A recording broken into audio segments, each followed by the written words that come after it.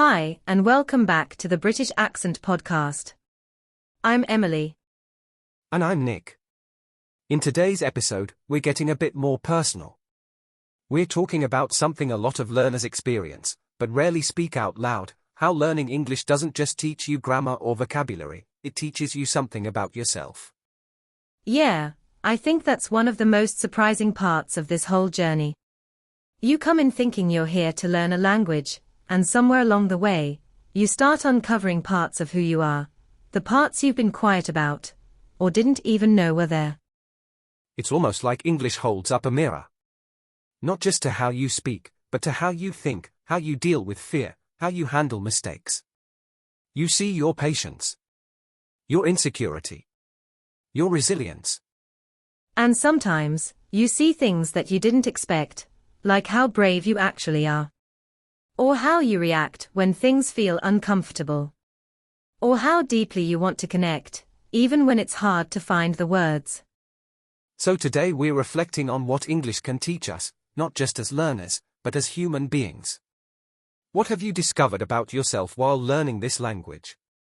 For a lot of people, I think the first thing they notice is how they respond to struggle. Like, when something doesn't make sense, or when speaking out loud feels terrifying, what do? Do you freeze? Do you push through? Do you get frustrated with yourself? And all of that tells you something, doesn't it? Not just about your learning style, but about your personality. Your habits. The way you treat yourself when things don't go smoothly. Exactly. I've had learners say, I didn't realize how hard I am on myself until I started learning English. Because every little mistake suddenly felt like proof that they weren't good enough, even though that wasn't true at all. That's such an important point. English doesn't make you feel that way. It just shows you where that pressure already exists inside you. And once you notice it, you can work on it. You can learn how to be more gentle, more patient. And for some people, learning English helps them realize they're actually really determined. Even if they doubt themselves, they still keep showing up. They still keep going, even when it's slow. That quiet determination, it shows up in the small things. Like watching a video 3 times until you understand it. Or writing something down even when you're not sure it's correct.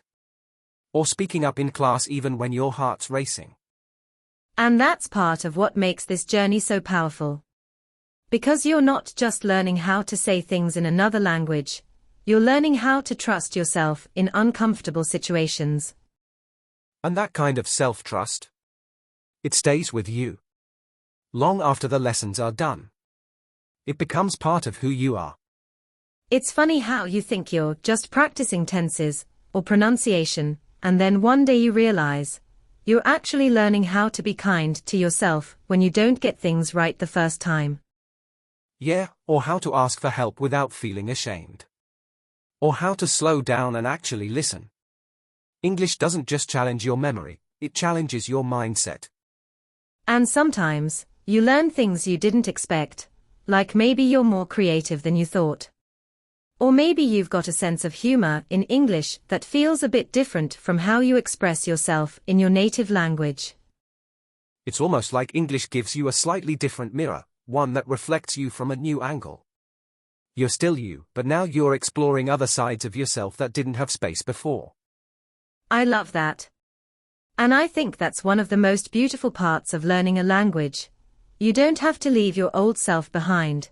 But you also don't have to stay stuck in who you were. You're allowed to evolve. And in that evolution, you start noticing what matters to you. What you care about. What you want to say, not just in English, but in life. I think that's something many people feel, but don't always say out loud. That English helped them discover their own voice, not just grammatically, but emotionally. Because when you're limited in language, you choose your words carefully. You speak from the heart. And when people finally understand you, even with your accent or broken grammar, it feels real. It feels earned. It's a reminder that your voice matters. Even if it's quiet. Even if it's still learning. It still counts. And that realization. That's not just about English. That's about you. And once you feel that, it's really hard to you and feel it. You start walking through the world differently. You might still doubt yourself sometimes, but deep down, there's this small, steady part of you that knows, I've come this far. I'm growing. And maybe you even notice how you speak to yourself is changing too. Instead of I'm bad at this, it becomes I'm learning. Instead of I can't say this, it becomes I'm going to try. And that small shift, from criticism to compassion, it makes a huge difference. Not just in how you learn, but in how you live. Because let's be honest, the voice in your head while you're learning English, it doesn't just stay there. It becomes the voice you carry into other parts of your day. Into your relationships. Your choices. Your goals. And when that voice becomes kinder, when it becomes more patient, more forgiving, everything else softens a bit too. Learning gets easier. Taking risks feels less scary. Even making mistakes starts to feel normal. Human. So when people say, English changed my life, I think this is what they mean.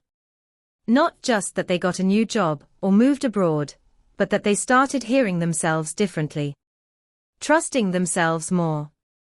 And that's something no test score can measure. But it's probably the most valuable thing you'll gain from this journey. Because in the end, what you learn from English isn't only about the language. It's about who you become while learning it. And that version of you, the one who keeps going, even when it's difficult, that version deserves some recognition. Because not everyone sticks with it. Not everyone keeps trying to grow when no one's watching. Yeah, sometimes the most important progress isn't visible. It's not in your accent, or how many words you know, it's in how you feel when you speak. Are you more open? Are you less afraid? Are you more curious? And that's such an honest way to measure your growth. Because language doesn't live in a textbook. It lives in how you connect. How you express. How you show up. It also lives in your choices. Like the choice to try again after a bad speaking day. Or the choice to listen to a podcast even when you feel tired.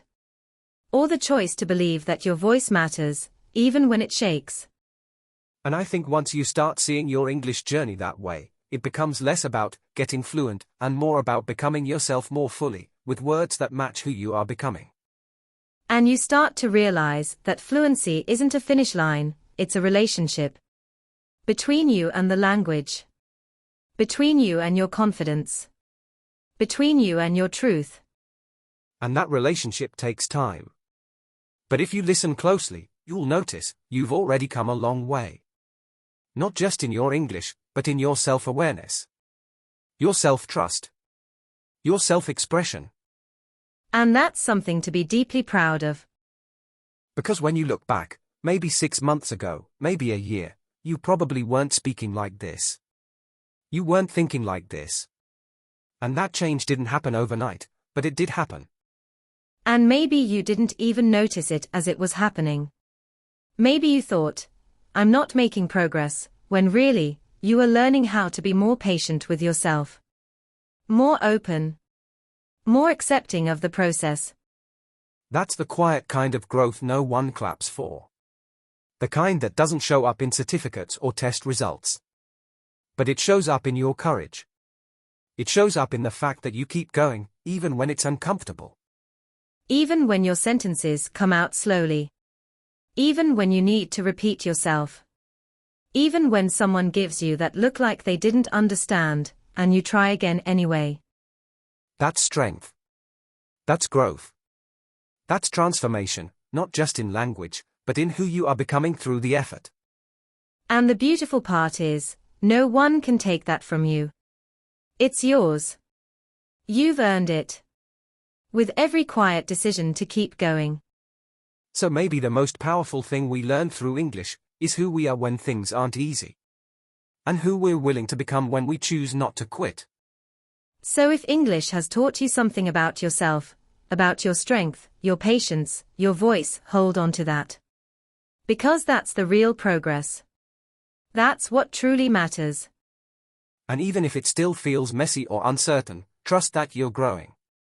Not just as a learner, but as a person. One thoughtful sentence at a time. Thank you for being with us today.